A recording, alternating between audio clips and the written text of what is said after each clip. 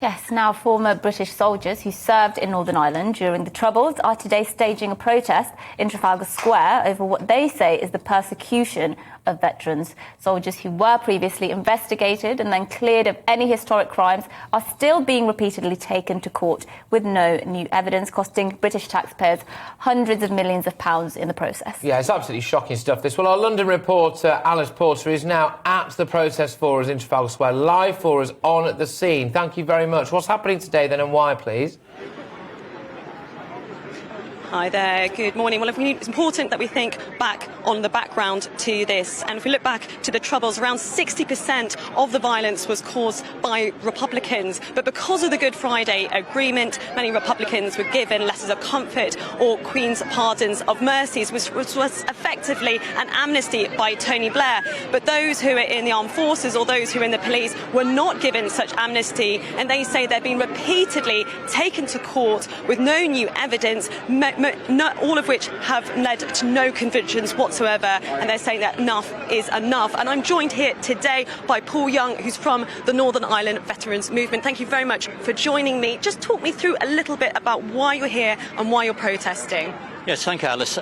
We've been protesting since 2015. We've had thousands of people out onto the streets for the simple reason that terrorists under the Good Friday Agreement have been given immunity from prosecution with the use of letters of comfort, royal pardons for all the senior terrorists in the IRA, and been let out of prison early with those that are serving many life sentences for the most heinous murders.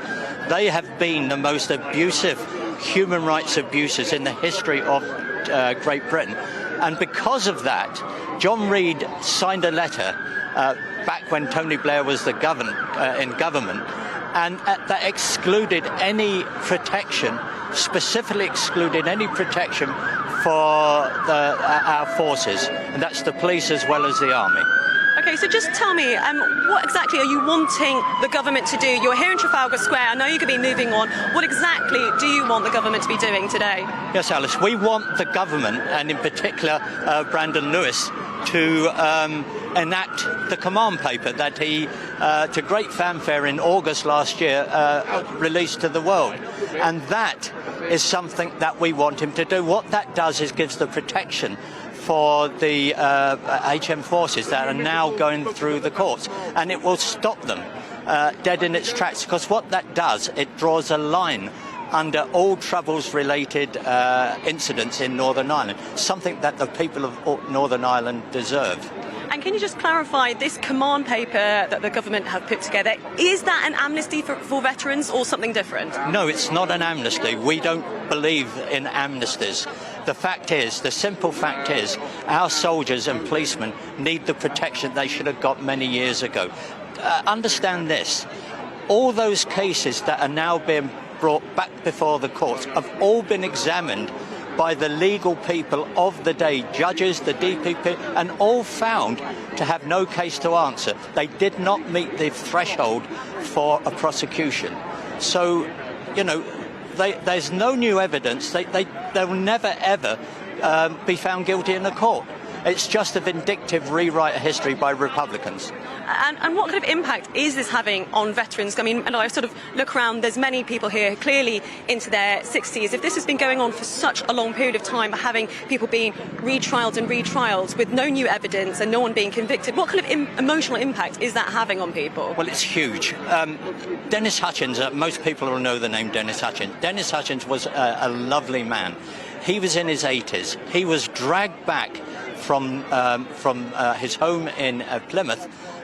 14 officers went to arrest him. Can you imagine that? 14 officers to arrest a 75-year-old man and drag him back to Northern Ireland to face charges, of which he'd been investigated 3 or 4 times before by eminent people and found to have no case to answer. And Dennis died in a Belfast hospital on his own, lonely, and without his family around him. It's a most appalling breach of justice as far as I'm concerned. It's an appalling. So yes, it's affecting our elderly veterans. I'm 71. I shouldn't be doing this at my age. You know, neither should all these other chaps around here. And anybody that's taken part of this, it's an appalling abusive process. Well, Paul Young, thank you very much for speaking to me. We're going to be starting here in Trafalgar Square on this protest, and it's going to be moving on. But I think you get a sense there of the frustration and I think desperation that many of the veterans here who have served the Queen and country but feel they're being persecuted by consistently and repeatedly being taken to court with no new charges and no new convictions.